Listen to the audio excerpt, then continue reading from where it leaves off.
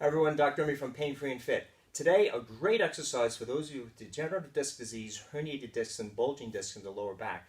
The standing resistance band held at the chest, hip hinge. Hope you enjoy.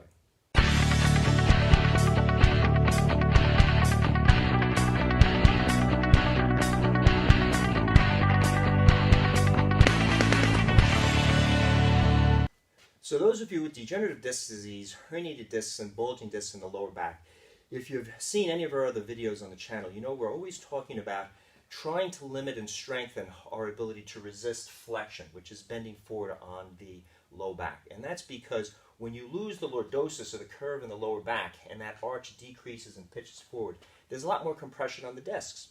Discs are typically aggravated with flexion and compression. So exercises that build the posterior chain, like the hamstrings, the glutes, the erector spinae, multifidus, latissimus, are all beneficial in shoring up your ability to have the strength and endurance to resist bending forward at the waist, when not only you're doing sporting activities, working out, but also in day-to-day activities like bending. We want to make sure we use a hip hinge, which is rolling our pelvis, or our pelvic bone, our ilium, on the hip. So where the ball and socket attach at your hip joint, the socket's going to rotate on the ball and allow your whole body from your head through your tailbone as a solid unit to pivot forward. And that's one of the beginning exercises we teach in spinal rehab for people with disc problems. Of course, we tailor that. We just don't assign it as a generalized, generic exercise, because it could be harmful if you don't engage your unique RPI and neutral spine. Now, again, that's going to be different for each one of us. For me, I'm going to be emphasizing keeping my left hip slightly down, because my movement tendency is to have that hip come up due to a left external rotated hip. I'm also going to have the tendency to lean into that side with my rib cage, compressing my discs on the left side. So when I do any exercise, including this one, I'm thinking about keeping that left hip down, left rib open just a little bit. I'm also thinking about engaging my left multifidus at L5, which is my weak link in terms of my core stabilization muscles. For you, your core stabilization muscle may be that you need to limit an overactive internal oblique when you draw in your transverse abdominis. You may need to contract one external oblique more than another, or shift laterally your rib cage or pelvis, or possibly rotate them a slight bit, a quarter of an inch or an eighth of an inch, to bring symmetry back to your back and abdominal muscles, so that you're training your body when you do this or any exercise to train it in its proper state. It's aligned and it's less stressful state on the back.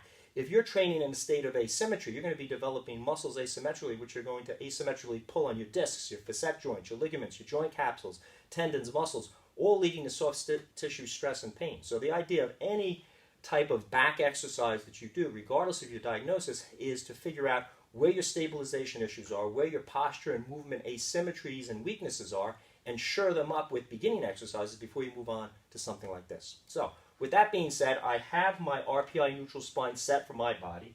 I'm going to use a low anchor point on my resistance band, and I'm going to hold that at the chest.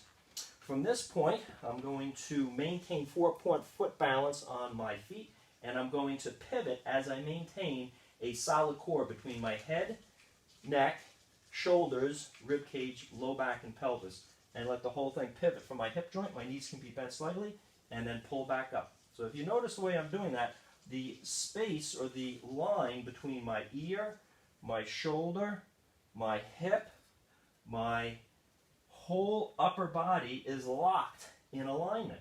There's no moving my head forward. There's no caving from my lower back and flexing it. I'm maintaining that lordosis. I'm maintaining a straight line between ear, shoulder, and hip, with all my RPIs engaged from my unique body. As I squeeze my glutes, I'm tensing them as they separate on the way down, my buttock muscles, and squeezing them together to bring me up.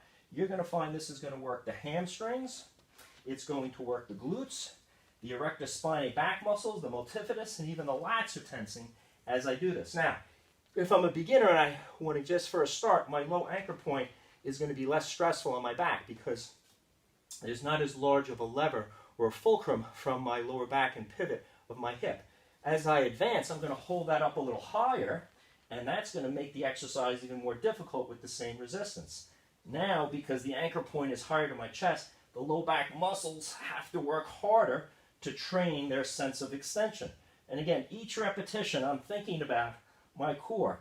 Is my left hip down? Is my multifidus engaged? Am I keeping things solid and working only from my hip joint and not my lower back. As I do that, I'm going to gain the benefit of the extensors training without having the tendency to flex forward. This helps me in my day-to-day activities, bending, squatting, lifting, to keep extension. Low resistance, high repetitions for endurance training, very important for the extensors, as well as if you're physically active and you get into heavy lifting, heavy labor, you want to work also, besides endurance, with more strength and power, using heavier bands, your body set back from the anchor point more, higher angles of anchor points. That's going to increase the strength, which is going to help you both to maintain lordosis while you go through your daily activities with your endurance training, but also you're going to have the strength for that 1, 2, 3, 4 rep type of period where you're not going to be using a lot of endurance type conditioning benefits for your lifting and your daily activities and your sporting activities, but you're going to be using strength. So you want to develop both things, endurance and strength. Ideally, you can do those different workouts, but you can also sometimes combine them. Do one set simply for endurance, or precede that by one set, building up after you warm up for strength, and then endurance at the end so you're not pre-fatigued for your strength training. Plug in this hip hinge with resistance at the chest or the lower abdomen into your training and find out how great extension strength increases in your lower back with your conditioning helps you with chronic low back pain and avoiding irritation. If you'd like to learn more information about low back training, check out our channel, subscribe to it. A lot of great videos out there for you. Questions or comments, write in. As always, I do my best to answer them.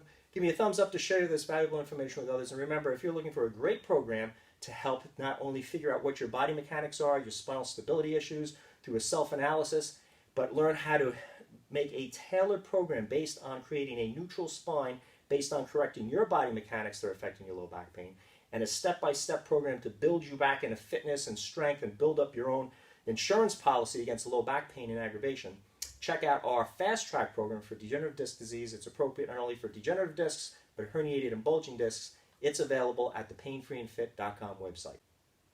I hope this exercise, the standing hip hinge with resistance at the chest using a resistance band, helps you with your degenerative, herniated, and bulging disc low back pain.